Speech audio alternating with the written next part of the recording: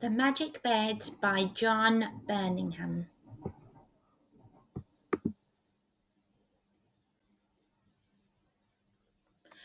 That bed is far too small for you now, Georgie. Why don't you and Frank go down to the shopping centre to buy a new one? On the way to the shopping centre, Georgie saw a shop that sold old furniture. Look, Frank, said Georgie, maybe they'll have a bed in there. They parked the car and went inside. Do you have a bed that'd be right for this boy? Said Frank. Beds? Beds, yes. I do have a little old bed somewhere, said the man. After some time, the man found the bed. The lady this bed came from said it was magic, he said, and that you could travel in it. Frank and Georgie bought the bed. They tied the bed to the top of the car and took it home. Georgie and Frank cleaned the bed all over. Look, Georgie, said Frank, there's some writing here. It's very faint. What does it say? Said Georgie. It says, in this bed you will travel far. First, say your prayers and then say, I can't read the last word. It says M something, something, something, Y. What on earth have you got there? Said Georgie's granny. Why did you get that awful old bed? Why didn't you go to the shopping centre and buy a new one? It's a lovely bed, said Georgie, and it's magic. You can travel in it. That evening, Georgie got ready for bed early. He said his prayers and then tried to say the magic word. He tried money, meaty, mummy, murky, Molly, Mandy, Millie, messy, minty, mousy. But nothing happened and Georgie went to sleep. How did you get on last night in your magic bed? Did you go to the moon or up the Amazon? That night Georgie went to bed early again and tried to guess the magic word. He must have got it right because certainly he was travelling way over the city.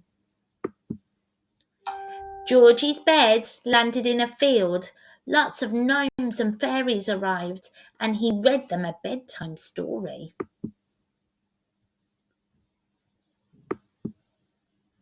At breakfast the next day, Georgie decided not to tell anyone about where he had been during the night. That evening, Georgie was off again. This time, he was travelling over the jungle. Georgie came across a young tiger that was lost. It had wandered away from its parents and didn't know how to get back home.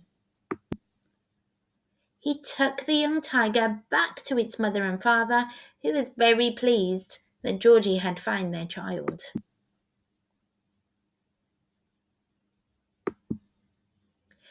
On one of his journeys,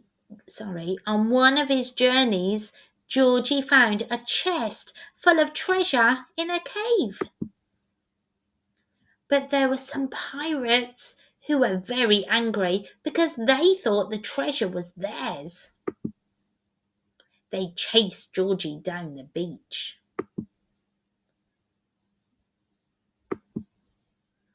And he only just managed to escape. Some nights Georgie would go for a swim with the dolphins, which is why his bed was sometimes wet in the mornings.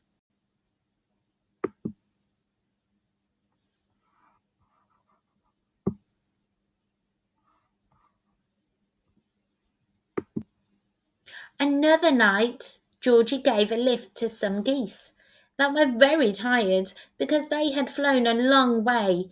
Then he had a race with some witches.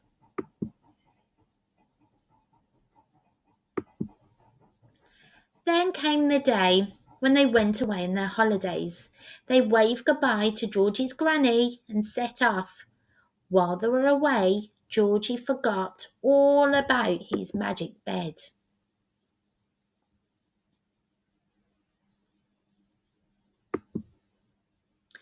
The holiday soon ended, and they all came back home. "There is a lovely present for you, Georgie. It's in your room," said his granny. Georgie rushed up to his room, and there in the corner was a brand new bed. "What have you done with my magic bed?" said Georgie. "Oh, that nasty old bed went down to the dump today," said Granny. Georgie raced out of the house, down the steps and along the road to the dump. He just managed to get through the gates as the dump was closing. There, on top of a rubbish skip, was Georgie's magic bed. Georgie climbed up into the skip. He leaped onto his bed, said the magic word, and the bed rose quickly into the sky. Now, if you lie very still in your bed and find your magic word, perhaps you could travel far away like Georgie.